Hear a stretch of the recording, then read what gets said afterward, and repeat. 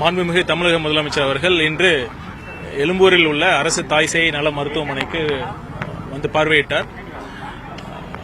இங்க பாத்தீங்கன்னா எக்மூர்ல இருக்கிற ஒரு முக்கியமான ஒரு தாய்சேய் சேவைகளுக்காக ரொம்ப 100 வருடங்களுக்கு மேலாக உள்ள பழமையான ஹாஸ்பிட்டல் இது. தினந்தோறும் கிட்டத்தட்ட ஆயிரக்கணக்கான மக்கள் இங்க வந்துட்டு இருக்காங்க. இங்க என்ன மாதிரி வசதிகள் இருக்கு, இங்க இருக்கிற சேவைகள் எப்படி இருக்கு, இங்க இருக்கிற வார்டு எப்படி இருக்கு அப்படின்னு பார்வையிட்டு என்னென்ன பண்ணணும் அப்படிங்கிற மாதிரி நம்ம டைரக்டர்ஸ் ஆர்மோட டிஸ்கஸ் பண்ணிட்டு போயிருக்கோம். அதன் பிறகு முதலமைச்சர் சென்ற பிறகு நாங்களும் இந்த மருத்துவமனை வளாகம் சுற்றி பார்த்தோம். இது எந்த மாதிரி ஃபியூச்சரா ஒரு ஒருங்கிணைந்த ஒரு டெவலப்மெண்ட் கொண்டு வரலாம், எந்தெந்த இடத்துல நம்ம பில்டிங்ஸ்லாம் தேவை இருக்கு, மக்கள் நிறைய தேவைகளும் சொல்லியிருக்காங்க. எந்த விதத்தில் ஒரு ஹோலிஸ்டிக்கா ஒரு இன்டெகிரேட்டடான ஒரு பிளான் பண்ணலாங்கிற மாதிரி முதலமைச்சர் சொல்லியிருக்காரு. கூடிய விரைவில் நம்ம அவங்க துறை அதிகாரிகள்கிட்ட கலந்து பேசி ஒரு லாங் டேர்மா ஒரு நீண்டகால தொலைநோக்கு திட்டத்தோட ஒரு வளாகம், மருத்துவமனை வளாகம் உருவாக்கப்படும். இன்னைக்கு ட்விட்டர்ல ஒரு கம்ப்ளைண்ட் ஒன்று இந்த ஹாஸ்பிட்டல் பத்தி ரைஸ் ஆயிருந்தது. அதுக்கப்புறம் தான் இந்த விசிட் நடக்குது. ஸோ அதோட தொடர்ச்சியா தான் நடந்திருக்கா? கம்ப்ளைண்ட் வந்தது உடனே நமக்கும் பார்வைக்கு வந்தது. நம்ம உடனே இங்க இருக்கிற ஜாயிண்ட் டைரக்டர் இணை இயக்குநர்கிட்ட சொல்லி நாங்க பார்வையிட்டுட்டோம் என்ன ஃபெசிலிட்டி இருக்குன்னு.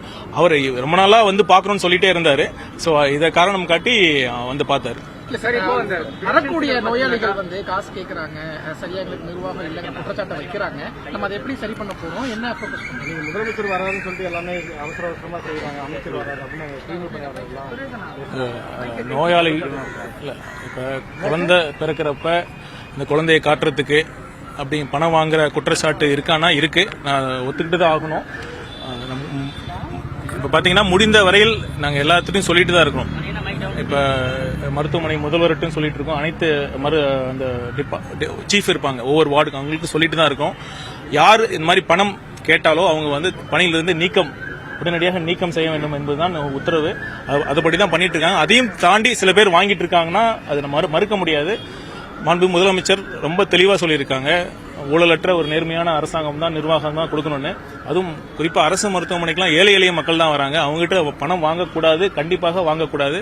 பொதுமக்கள் இதன் மூலமா திரும்பவும் சொல்றேன், 104 என்ற எண்ணுக்கு மருத்துவமனையில் எந்த மருத்துவமனையாக இருந்தாலும் சரி, எந்த ஒரு ஊழியர்கள் பணம் கேட்டாலோ வற்புறுத்தினாலோ தயவு செய்து இந்த மாதிரி கம்ப்ளைண்ட் பண்ணுங்க. உடனடியாக அதுக்கு தக்க நடவடிக்கை எடுக்கப்படும் என்று உறுதியாக தெரிவித்துக் கொள்கிறோம். குறிப்பா வந்து காப்பீடு திட்டம் வந்தாதான் வந்து அட்மிஷன் போடப்படும் சொல்லிட்டு நிறைய சென்னை இருக்கக்கூடிய அரசு மருத்துவமனையில் காப்பீடு திட்டம் கட்டாயப்படுத்துறாங்க.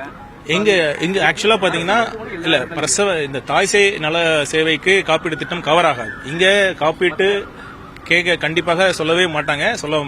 யார் வந்தாலும் இங்க சேவை, மருத்துவ சேவை, தாய்சேய் நல சேவை இங்க கொடுக்குறாங்க. அரசு மருத்துவமனைகள்ல கட்டாயப்படுத்துறாங்க. அதாவது இருக்கக்கூடிய காப்பீடு திட்டம் இருந்தா மட்டும் தான் இங்க அனுமதிக்கப்படும் அப்படின்ற மாதிரி நோயாளிகளுக்கு அவசரம் இல்ல. சில இடங்கள்ல இந்த மாதிரி சில இடங்கள்ல சில மருத்துவமனைகள் சில வந்து காப்பீடு திட்டம் இருந்தா அவங்களுக்கு அந்த அரசு மருத்துவமனைக்கு திரும்பவும் சில அவங்க இன்சூரன்ஸ் கம்பெனில இருந்து வருங்கிறதுக்காக கேட்டிருப்பாங்க. ஆனா அது கட்டாயம், அதுக்கு திரும்பவும் சொல்றேன், அது கட்டாயம் கிடையாது. காப்பீடு அட்டை இல்லைனாலும் அவங்களுக்கான மருத்துவ சேவை என்பது மக்களுடைய உரிமை. கண்டிப்பாக யாரும் காப்பீடு அந்த அட்டை இல்லங்கிறதுனால பறிக்க முடியாது. அம்மா உணவகம் அமைக்கப்படுமா சார்? ஒரு சில தனியார் விடுதிகள் உள்ள இருக்கு, அங்க 60 ரூபாய் 70 ரூபாய் வரைக்கும் தயிர் சாதம் சாம்பார் வைக்கிறாங்க. அம்மா உணவு வந்து 5 ரூபாய்க்கு அது கிடைக்கும். இல்ல, கண்டிப்பாக பாத்தீங்கன்னா இதுவும் ஒரு மக்களோட தேவையா இருக்கு. இத்தனை பேர் வந்துட்டு இருக்காங்க. அவங்களுக்கான அரசு மருத்துவமனைக்கு உங்களுக்கே தெரியும், வந்தாங்கன்னா ஒரு 2 மணி நேரம் 3 மணி நேரம் ஆகும். அவங்களுக்கு ஒரு சுத்தமா ஒரு சுகாதாரமான இடத்துல ஒரு தேநீரோ ஒரு உணவோ சாப்பிட வேண்டிய அதுவும் ஒரு அத்தியாவசிய தேவைதான். இதை சம்பந்தமாவும் நாங்க தக்க நடவடிக்கை